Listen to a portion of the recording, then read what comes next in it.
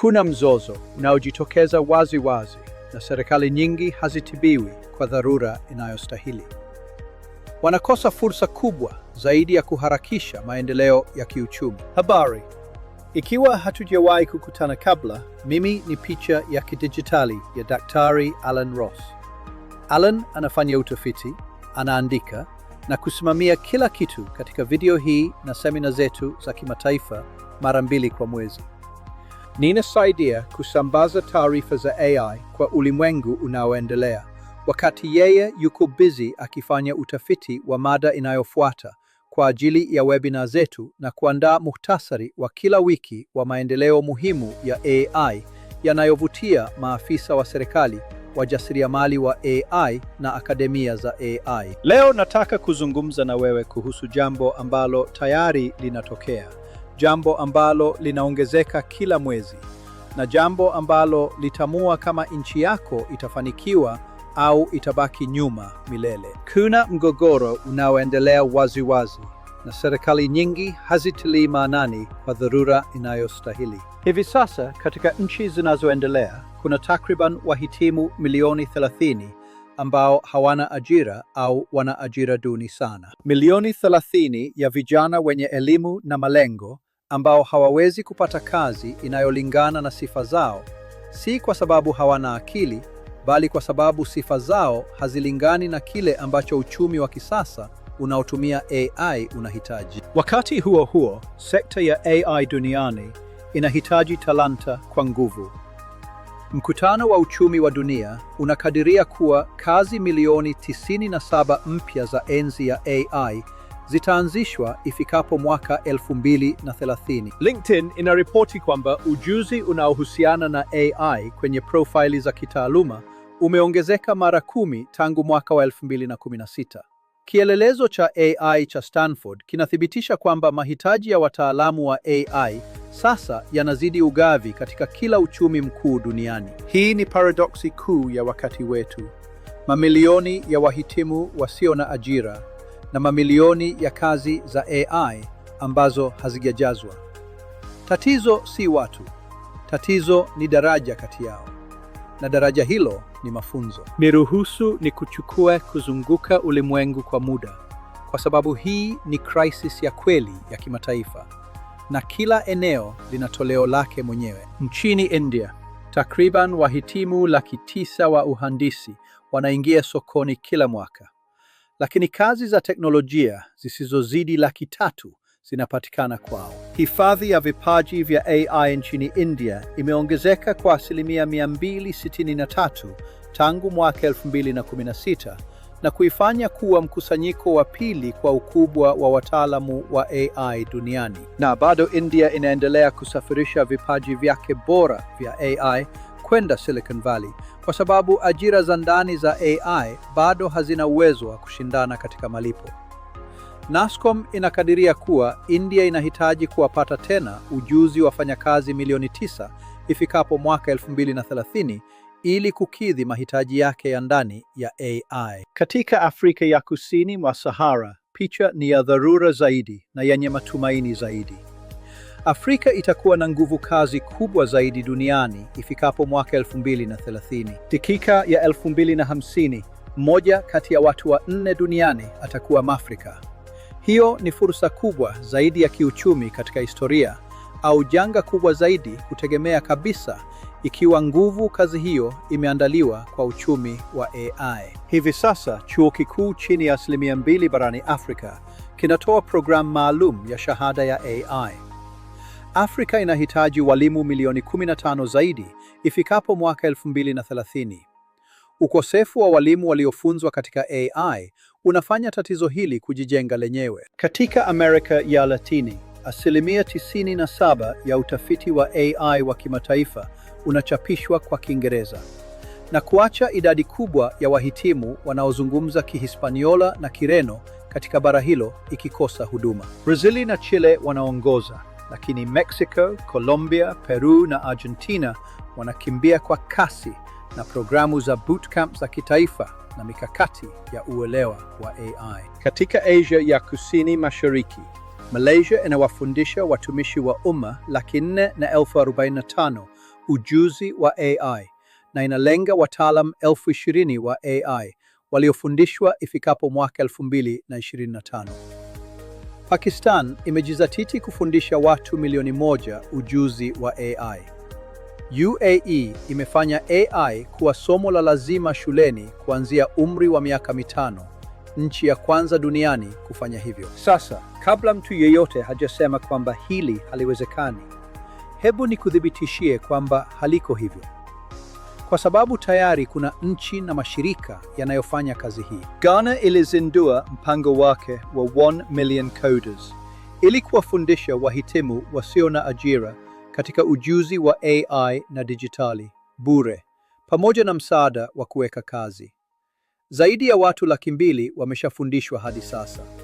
Ni mojawapo ya mipango ya kuimarisha ujuzi wa AI inayosimamiwa na serikali kwa ufanisi zaidi barani. Mpango wa Ajira Digital wa Kenya unalenga vijana milioni 1 wa Kenya kwa mafunzo ya kazi za kidijitali, ikiwa ni pamoja na kuweka alama za data za AI, uhandisi wa maelekezo na huduma za kidijitali. Kenya pia imekuwa kituo cha kazi za uandishi wa data za AI, ikitoa njia halisi ya kuingilia katika uchumi wa AI kwa watu wasiokuwa na ujuzi wa kiufundi wa juu. Andela, ambayo inawafundisha waendelezaji wa programu wa Kiafrika kufanya kazi kwa mbali kwa kampuni za kimataifa, imeweka zaidi ya waendelezaji 100,000 katika ajira katika nchi zaidi ya 100. Wanafunzi wake ni pamoja na wahandisi sasa, wakiwa Google na Microsoft. Andela inaonyesha kwamba talanta ya Kiafrika inaweza kushindana katika kiwango cha juu zaidi duniani. Kizuizi hakikuwa uwezo.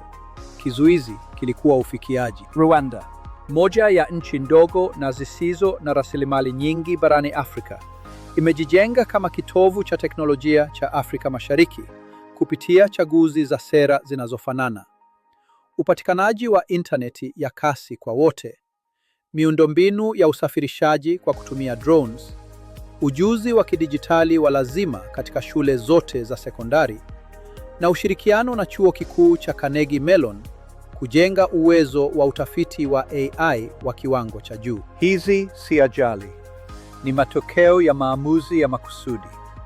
Na kila serikali katika dunia inayoendelea inaweza kufanya maamuzi sawa. Sasa hapa ndipo ninapotaka kuhamasisha mazungumzo, kwa sababu hadithi kuu kuhusu ujuzi wa AI ni kuhusu uwezo wa ajira. Kuwafundisha watu ili kampuni ziweze kuajiri. Lakini katika nchi zinazoendelea ambapo ajira rasmi ni ndogo, muundo huu unakosa zawadi kubwa zaidi. Lengo halisi si kuwafundisha wafanyakazi, ni kuwafundisha waanzilishi. Mwandishi wa AI anayeunda chombo cha kugundua magonjwa ya mazao kwa wakulima wa hapa si mtu mmoja aliyeajiriwa tu.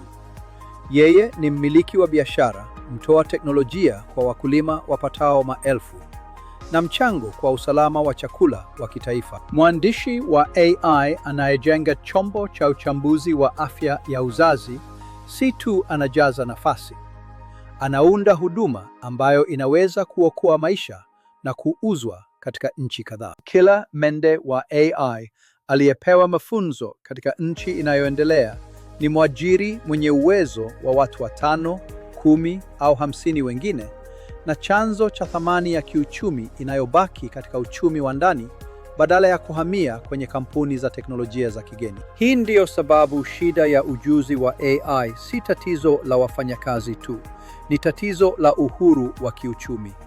Nchi ambazo hazizalishi vipaji vyao vya AI zitakuwa wanunuzi wa kudumu wa bidhaa za AI za kigeni.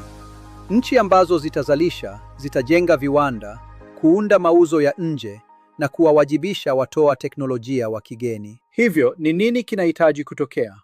Ushahidi kutoka kwa kila mpango uliofanikiwa unaonyesha hatua 7 sawa. Kwanza, kuzindua programu za kitaifa za kuongeza ujuzi wa AI zinazolenga wahitimu wasio na ajira, bure, haraka na kuzingatia matokeo, si vyeti tu. Pili, fadhili upanuzi wa akademia ya AI.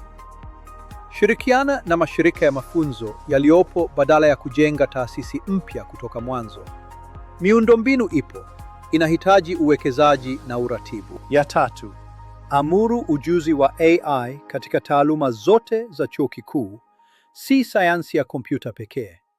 Wanasheria, madaktari, watumishi wa umma na walimu wote wanahitaji kuelewa AI. Huduma za umma zisizo na ujuzi wa AI, KNUT hazina uwezo wa kutathmini ununuzi wa AI. Sekta ya afya isiyo na ujuzi wa AI, KNUT haiwezi kutumia uchunguzi wa AI kwa usalama. 4. Wekeza katika mafunzo ya walimu. Fadhili wahadhiri 1000 wenye sifa za AI na watafundisha wanafunzi 100,000. Hiyo ndiyo uwekezaji wa juu zaidi wenye nguvu ambao serikali yoyote inaweza kufanya leo. 5. Kuunda mikoa ya ujasiriamali wa AI.